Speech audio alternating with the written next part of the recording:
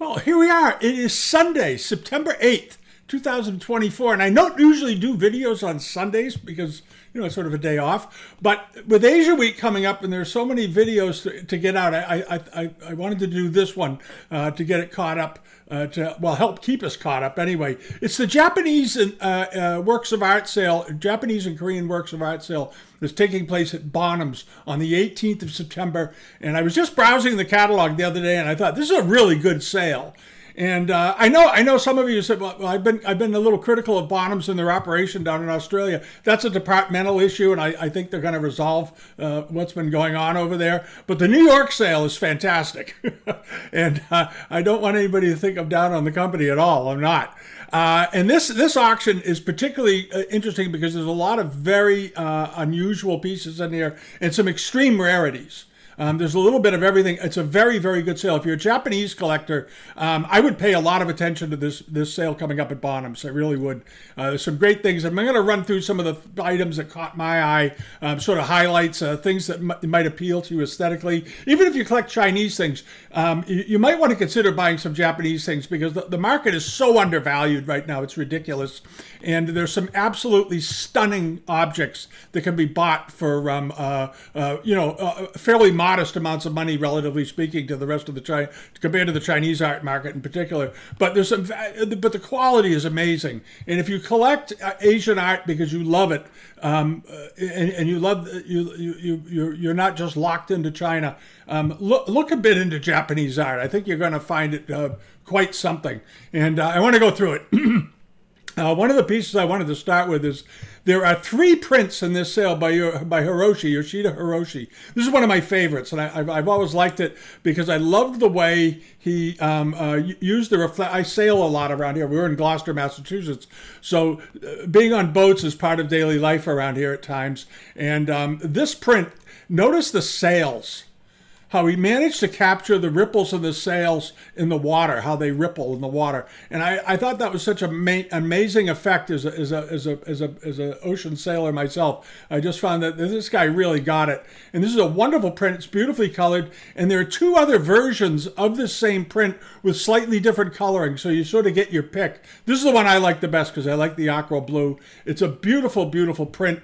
It was he died in 1950. He's a 20th century artist. He worked from 1912 to 26. That was sort of his active period. This print was done in 1926, and it's estimated at $3,000 to $5,000. If you're looking for a really wonderful print and you love the ocean, this is a good print. And then over to here is this hanging Buddhist votive panel. You don't see these very often. It's a foot in diameter. It's got such a beautiful, again, this is an aesthetic thing. It's got such a great look to it. And if you bring it in, it's got the masks in the upper corners, the clouds. The workmanship is exceptional. A lot of metal work on this.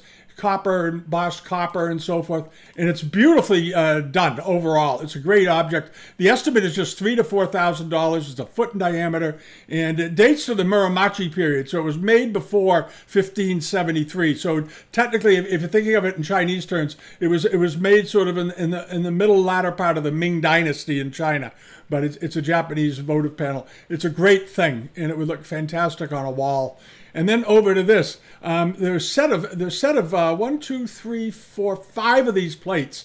These are 17th century plates or early 18th century. They're dating them conservatively as 18th century. They're beautifully done, and they're labeling them as Zenware. And sometimes people say, what's the difference between Zenware and Arita-ware? There really isn't. It's the same thing. The province of what we call today Arita, the province of Arita and stuff, was known as Hizen, Hizan, before they started labeling it as Arita in the export market. That's the only difference, really. So if you see pieces like this and you look at them and they look just like the Arita pieces, you say, well, these say they're Hizen. That's what Hizen means. It's not a big thing. They're estimated at $1,500 to $2,000 for all 5 of them. It's a very, very beautiful arrangement. If you're a blue and white porcelain collector, you might want to broaden out a little bit. And then over to this. I had to throw this in because, many of you have been watching for a long time. I always love seeing horses and animals and deer and so forth, and elephants depicted in Asian art of whether it's Japanese or Chinese or Southeast Asian. And this one is very cool. It's a horse track. It's a folding screen of a horse race. And it's absolutely wonderful. It's got a lot of negative space around it. It looks to be in very, very good condition. You have all the seated figures along the side of the track, and then you have these samurai characters riding the horses down the track.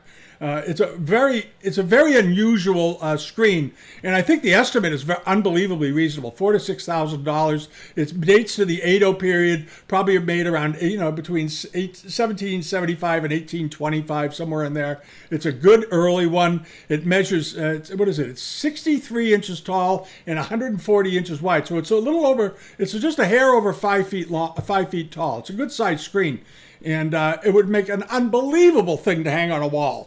Just fantastic. It would make a living room. If you've got a nice big living room with a big wall, you're not going to be able to cover it with something this amazing for for just $4,000 to $6,000. It may sell for more than that. You never know. But if you're looking for something really interesting and very unusual, check this out. If you Google around and you look at other auctions and price results from here and there, you're not going to find another screen like this unless this one happened to have sold at some time in the past, and they don't mention that. And then over to this, Subas. There's a big collection there's a big assortment of Subas on here. And these two caught my eye because one is a very early one and one is a much later one done in silver. Let's see, they're estimated at $2,000 to $3,000. One of them, the one on the left is from the Edo period. It's a mixed metal example signed by the artist in pristine condition. I want to point that out. This thing is in pristine condition. It's in beautiful condition. It's got one tiny area of wear right there and a tiny bit of chipping down in that corner. That's it, which is unbelievable for one of these.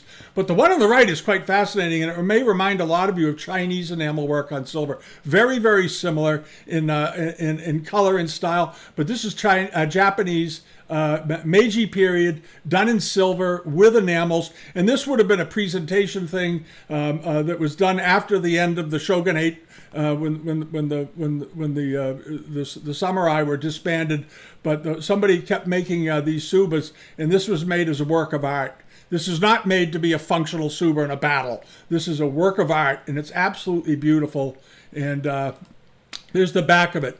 The one on the right, there it is. It's fully enameled and decorated front and back. And the Edo period example has this very cool descending dragon on the back splashing into the waves. It's a great thing. The two of them are estimated at $2,000 or $3,000. To me, the silver one by itself it should be worth that. That's a really elegant piece of silver work with enamel. And then there's this. There's two Namaka Suzuki trays in this sale. And those of you that know Japanese cloisonne know about Namaka Suzuki. He was one of the great artists of the Meiji era. He did a lot of great work in the late Meiji period, late 19th century. This one is estimated at just $1,500 to $2,500, which is very reasonable for one of these. We had one on a sale back in the 90s and an auction in New England here, and I think we got about $9,000 or $10,000 for it at the time. These have come modified enormously in value since the 1990s, and it's not that they're not worth it; they absolutely are. But this is a lovely example, lovely with irises, the black goose, the sun coming up in the background. Very, very nice looking tray. It's 5 by 7 inches or so. All of his trays are fairly small. None of his trays were, great big, like we think of as table trays today. They were smaller, more personal, like tea trays, that sort of thing. Estimated, again, $1,500 to $2,500. And then hopping along over to this, you want to check this out. This is a box done by Koto Namikawa. And you don't see many of his pieces around. And this is a very, very lovely piece of cloisonne work. And if you flip through it, you take the time to do it, there's a signature. It's on the inside, or on the bottom rather, hidden on the bottom. And when it's flipped over, it's absolutely a great example. The workmanship is very, very fine. The feet look like they're all in good shape. The decoration is all good. Very, very fine wire work. The colors are good. And notice the incredible detail on the feet. That almost microscopic work, because this is not a big box. This box is only 4 inches by 2 inches. So it'll give you some idea how fine the work is on the bottom of this thing. If this whole box is only 4 inches long. And it's an exception. If you appreciate really, really fine cloisonne work, you want to look at this. There's some other good cloisonne too. We're going to get to it too. All right, but this is a good one. The estimate is 2,000 to 3,000. Stunning quality. And then over to this, a Namaka Yasuo Yuki example. And he, of course, was the big dog, really, really big dog in the cloisonne world in Japan, so to speak. His pieces are enormously and widely collected. And this is an interesting one. It's estimated at $8,000 to $12,000, and it's very, very small. It's only 2 3/4 inches tall. That's one of the things that he did was incredibly fine, very, very small pieces. This is not a 6 or 8 or 10-inch thing. It's 2.5 inches tall. It's like a little gem. And again, we had a small one like his back in the late 80s, early 90s. And at the time, they sold that one sold to a well-known New York dealer who was collecting this stuff at the time by Yasuo Yuki. I think he paid $18,000 or $19,000 for it. And this one is a much more modest estimate these days. It doesn't lessen the value or the beauty of the pieces. The work on this is exceptional. And I like the sort of, it's almost, the cobalt ground here is speckled, and it looks like the sky and the stars. I think that's what he was going for. It's not defects in the surface. If somebody's wondering why are all those speckles, he's showing birds against sort of a night sky with the stars sparkling in the background. It's absolutely charming thing. The feet are well done. It's got his silver plaque on the bottom according to the description, and it is estimated at $8,000 to $12,000. But it's by him, so it's a heck of a rarity. And if you're looking to get into collecting Japanese cloisonne, this is the kind of stuff you want to look at. It's superb workmanship. And then over to this. This is another really great thing that caught my eye. It's by Soami. And he was a Japanese painter in Japan. He died in 1525. And this is an unusual, it's attributed to him because it's not, apparently, they can't certify things like this very well because of the age of it. But Soami was a Japanese painter, but he painted typically in the Chinese style. And he was most well known for landscapes. He wasn't known for doing figural works like this. So this is a very unusual picture for him. And it's a depiction, of course, of the Hotai, the Buddha with his bag and his walking stick, his bag full of gifts and so forth. It is done. When I first saw it, I said, boy, that's Japanese, but boy, it's really very much in many ways in the Chinese style, the way he's depicted and so forth. It's a beautiful, beautiful ink drawing. I love it. It's absolutely charming. I have a Hotai painting in my own collection, and I love the figure. He's so fat and happy. And there's a script above it, a colophon above it. Let's see here. It is estimated at $3,000 to $5,000. It's 33 by 15 inches. It's a nice size, and it's a wonderful work, and it's very early. Again, it was painted probably in the between the 1480s to the time of his death, I suppose. And excellent thing. All right. Now they're saying what they're doing is they're saying Muramachi period, giving it to him is in his era, or Edo and maybe by a student later. That they cannot say with certainty on these. They cannot. This is not an unusual thing. They're not hedging. That's just the reality of this market.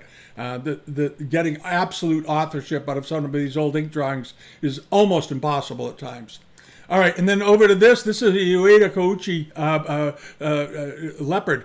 I like this, or tiger. I like this a lot, and it's by the artist. There's a poem in the upper corner, and the authenticity of the painting was attested to by his grandson in 1920. So it has an interesting bit of history to it, where somebody in the family came back when they were questioned about this work and said, is this really by him? And the grandson said, absolutely, yes, it is. And he was willing to put his name on it, which makes it, I think, more interesting and valuable. And it shows you the importance of authorship even over 100 years ago. It's always been important. It's 65 by 37 inches. It's estimated at just $2,500 to $3,500. The artist who did it died in 1868, but he was active in the mid 1800s. But it's a very nicely done picture, and I love the tiger. Almost almost done in the manner of the way they did Korean works. Korean tigers. And there is a great Korean tiger coming up, so stick around. But I like this a lot. It's crisp, it's clean, the details are wonderful, the calligraphy is very neat and precise, the placement of the verification down on the right-hand side is very good. It's a lovely looking scroll. And then over to this. This is one of the big lots on the sale. These are incredible. Important pair of Kakiemon bottles. You don't see Kakiemon bottles very often done in this style, and you sure don't see them very often with pressed relief work like this on them, and then raw biscuit exposed. These are very, very, very, I can't say it enough, rare. If you're a Kakiemon collector, you have to have these. Mortgage your house to buy them. I don't care what you do. These are great. And it's a pair of them. And they date to the, how are they dating them? 1660, 17th century. They're estimated at $40,000 to $60,000. They measure 10 inches in height. I don't know if these will sell. I hope they do. These are fantastic pieces. You really have to go to museums in Japan to see these. There maybe the Met has got some. I don't know. I can't remember any. I can't remember seeing them in any other collections. These are fantastically unusual, and they are nearly identical bottles. There it is in the Hayashi Shizo book on Japanese ceramics of Japan. The Kakiemon section, published in 1974. And another bottle of this type was sold in these rooms in 2011. I don't know what those look like. It may have been that type, but they didn't look like this because I'd remember them. These are amazing. These are absolutely great. Go check out the sale from 2011. Let me know if they look similar. But for the Japanese collectors, these are holy grails. And the formation of them is very unusual, the way the necks are done with the spouts. It's an extremely unusual treatment. And the fact that they're relief worked and have exposed, unglazed, undecorated biscuit is very unusual. That was sort of a real clever thing to try to pull off at the time when they were just they'd only been making porcelain in Japan for about 50 years at that point, and had only been making porcelain seriously for about 20 at that point. But they started to make it a little earlier. But the first really got into production around 1650, and they feel these were made around 1660. Not even 10 years after they started making them, they were already at this level of work, which is pretty astonishing when you think about it. And then hopping along over to this, a very, very rare, really rare, reticulated Korean brush pot. With a persimmon on the side. This is an amazing thing. Notice the pooling of the glaze, that blue glaze that they added a little bit of cobalt to, and then the light translucent blue that was used on the leaves and vines going up it. Very, very rare thing. These are fantastically rare. It's got the Buddhist symbol, swastika on the side, and so forth. There's the bottom of it, and that's what the bottom one of these should look like. A lot of these are copied on the market, and you'll see them fairly often. If you're interested in these works, copy this foot rim so you have it. Take a screenshot of it so you know what the bottom of one of these pots should look like. It has certain distinctive characteristics that are fairly consistent through all these pieces that'll help you avoid getting stuck with the reproduction. All right, it's estimated, a big estimate again, $50,000 to $70,000, but these are incredibly rare. It was made, they're dating this to what, probably 19th century, probably mid-19th century. Very, very unusual. And then over to this, another very rare type of Arita, or Zenware, as they're calling it in this time around. This is also a late 17th century example. And if you have any of the books on these pieces, you'll recognize this plate right away. It's a well-known type with the prancing deer in the middle, underneath the pine tree, and then you have all the fauna and flowers and rocky landscapes roaming around the outside of it. It's a very nice example, though, I must say. And the estimate's reasonable, $2,500 to $3,500. It is technically a charger. It's over 12 inches, a hair over 12 inches in diameter, and it's a beautiful plate. It appears to be in good condition. I'd get a condition report just to be double sure, but I don't see anything possibly that's wrong with it, because on the back of it looks, sometimes you can spot repairs easier from the back than you can from the front. And I don't see any indication of anything ever happening to this plate. Notice the placement of the spurs. It's an H pattern, which is one of the patterns they used back then, and $2,500 to $3,500. And then over to this. Now, this is an oddball thing. I'm throwing this in here just because I liked it so much. It's a 20th century, and they're just describing it as a massive porcelain jar. But the color, this clair de lune color, it's Korean, and it's 20th century. I don't know what the bottom of it looks like. They didn't bother to include it, but as a visual object, this is right up there, right in there with those extraordinary moon jars. Even the contemporary moon jars. There's one particular artist, his moon jars, the guy's still alive, his moon jars sell for 6 figures. There's some very, very good contemporary Korean artists are extremely popular around the world. The modern guys, there's a whole class of contemporary Korean potters that do incredible work, sell things under their own names, and they're treated like real artists. I mean, they're not treated the way the copyists are in Jingdechen. These are artists that work in studios. They're highly regarded. They have exhibitions and shows. It's a different thing than when you say 20th century Chinese or late 20th century Chinese. It means something very different when you say late 20th century Korean. And Japanese, too, to a large degree. There are some extraordinarily highly respected ceramic artists working in Korea today, and this is the kind of stuff they make. And if you're fairly Catholic and you're thinking, you might want to look at this. This is a big piece of ceramic. Again, almost 2 feet wide, 19 inches diameter, has a beautiful, beautiful color, and the estimate is nothing, $2,000 to $3,000 to have an object that looks like that. They don't know who the artist is. It came from the Alan and Simone Hartman collection, and Alan and Simone Hartman, of course, had the Rare Art Gallery in New York for many, many years. They were legendary dealers. They handled a huge amount of stuff. I'd met him a number of times. I knew his nephew, who's a dealer up here in New England, who worked with his uncle all the time. Steve was his name. He's a great guy, funny guy. The Hartmans were multi-generation, long-time collectors.